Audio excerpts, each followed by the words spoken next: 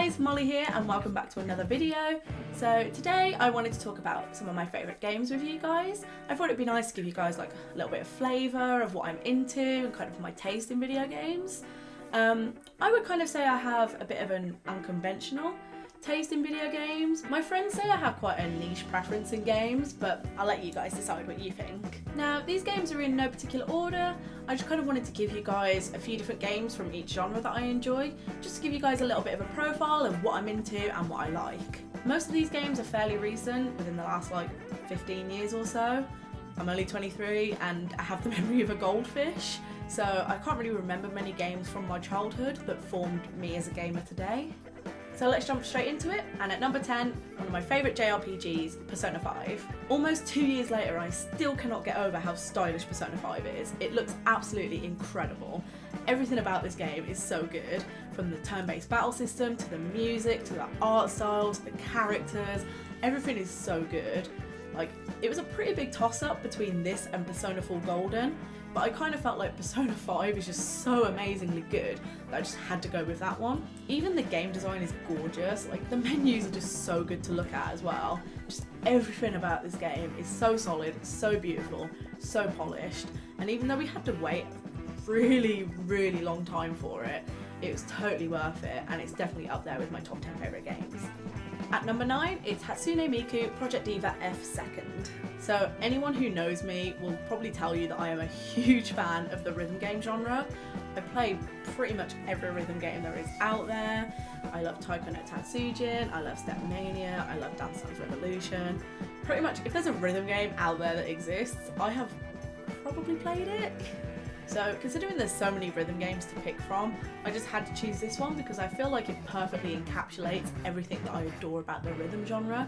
It's got super tight mechanics and controls, I really enjoy the gameplay, and if you're a Vocaloid fan as well, the song list is really amazing.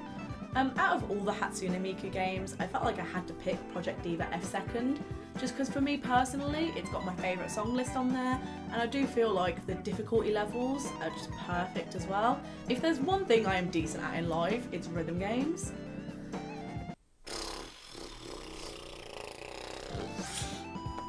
I really don't know what I'm going to finish up with. At number 8, it's Animal Crossing Wild World. Now, this is straight up one of the chillest video games ever. I bloody love this game. It's so good. From the world, its inhabitants, to the music. Like, if you couldn't tell by now, music in a video game is a really big part of my enjoyment of it. So when the music's good, I'm good. Animal Crossing Wild World was like a home away from home for me. Like, at school, on the bus, in the car, at home, literally like I would always have my DS out and I would always be playing Animal Crossing. For anyone who was wondering, probably not, but just in case you were, my favourite villager is definitely Wolfgang, and I'm not gonna lie, the day he moved out of my village in Wild World, I did cry, and I've been trying to get him back in New Leaf ever since, and he just never turned up, so thanks Wolfgang, appreciate it. At number 7, it's Danganronpa Trigger Happy HAVOC. I absolutely adore the visual novel genre, especially the games like Steins Gate and the Zero Escape series, but Danganronpa definitely had to be the one that I picked to take this position in my top 10. Again, this is such a stylish game like Persona 5.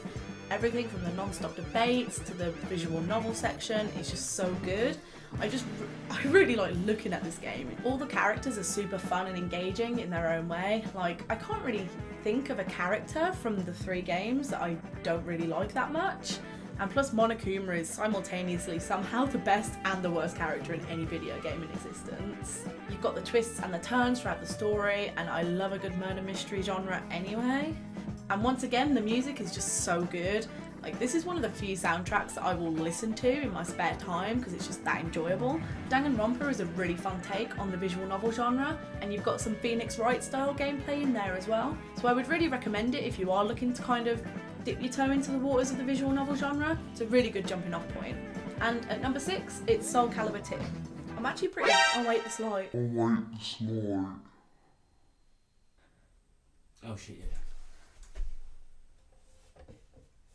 Actually, has that been like that the whole time? I think so. Oh well. Well. Who cares anymore? Now, I will admit that I'm pretty trash at fighting games. The only game that I'm kind of good at is probably Tekken 7. Bastard.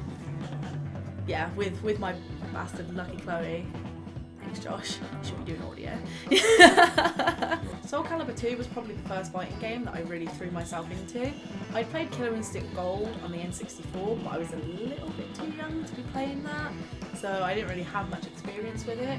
But everything about Soul Calibur 2 is just so good. It's definitely the best game in the Soul Calibur series. It has a pretty dope selection of characters and game modes, and I would say that 17 years later, Weapon Master is still one of the greatest modes in any fighting game that exists. All the characters were so vibrant and animated, and for a game from 2002, I feel like it still holds up pretty well today, and my main character Talon was pretty dope.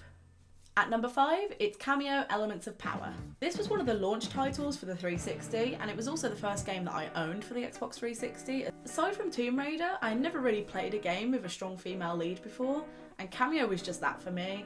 And plus the fact that she was a fairy as well, and fairies are pretty cool.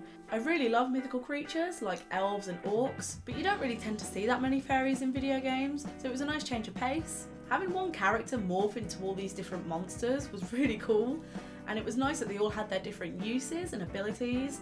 Like you had one that could climb walls, you had one that was like a little boxing kind of Venus flytrap plan, you had a little fire thing that could like roll around and knock shit over.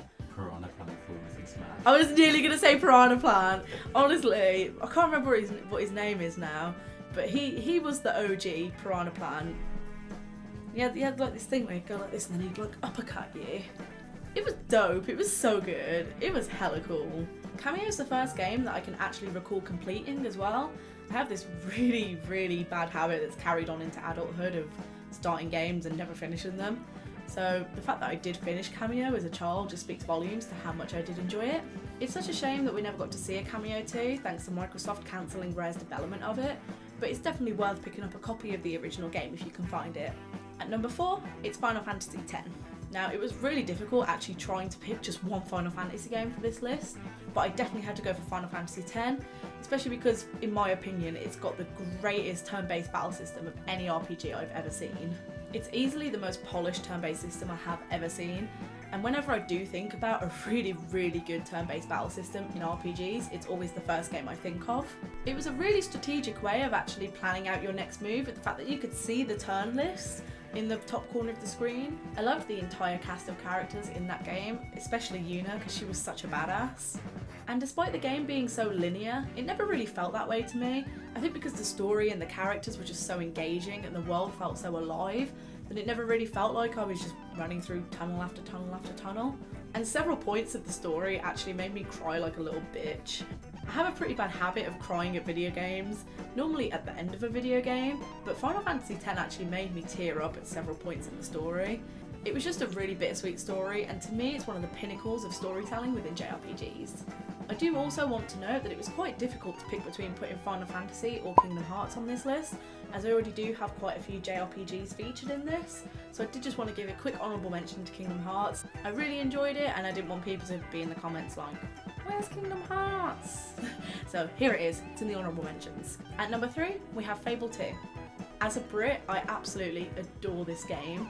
It's got that quintessential British humour that you see in things like IT Crowd, Monty Python and Red Dwarf. The voice acting is amazing. I mean, we've got Stephen Fry and John Cleese doing voices in the game. I love the morality mechanic in the game, and it was pretty cool seeing your character change its appearance based on whether it made good or bad decisions, or the way they choose to fight, like being a mage or using a sword and shield.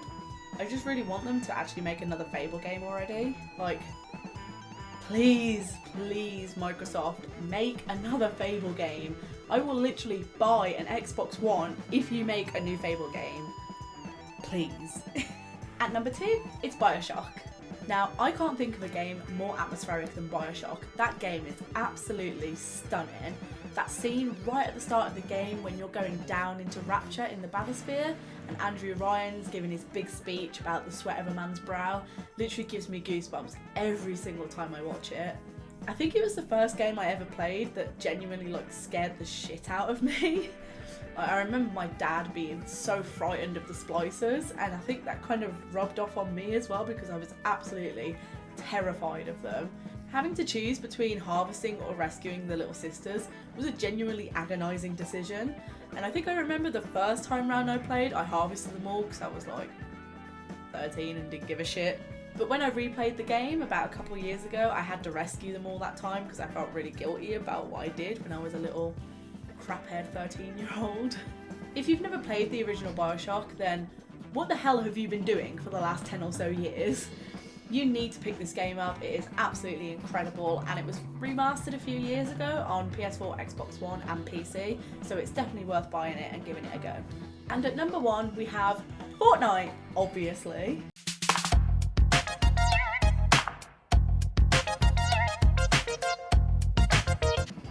No.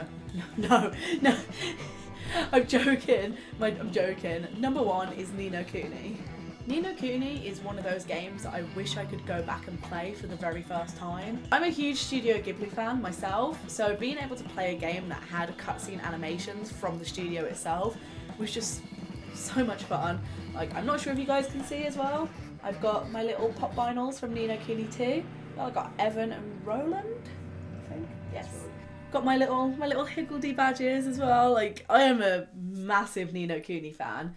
When I initially first tried to play the game, I wasn't actually that keen on the battle system or the familiar system, but the more I played it, the more I absolutely loved it. The entire game was just so vibrant and colourful, and it felt like I was playing a storybook. And again, I have to give a mention to the music.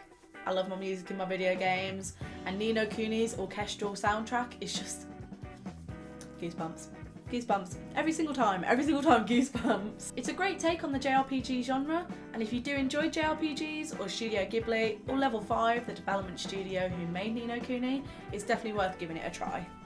Before we go, I do want to make a few honourable mentions of games that didn't quite make the cut, but are still games that I've really thoroughly enjoyed, and if you asked me about them, I would probably go on about them for hours. So we've got Nier Automata, Catherine, Spyro, Kingdom Hearts, as previously mentioned, Stardew Valley, Monster Hunter World, and The Elder Scrolls V Skyrim. Thank you guys so much for watching and listening about my top 10 favourite games that have shaped who I am as a gamer today. If you did enjoy this video, please consider giving it a like and drop a comment down below of games that you really enjoyed playing and games that have shaped the way you play today. Also, don't forget to subscribe to my channel, Just Molly Things, for more videos like this one. Thank you guys so much for watching, and I'll see you next time. Bye!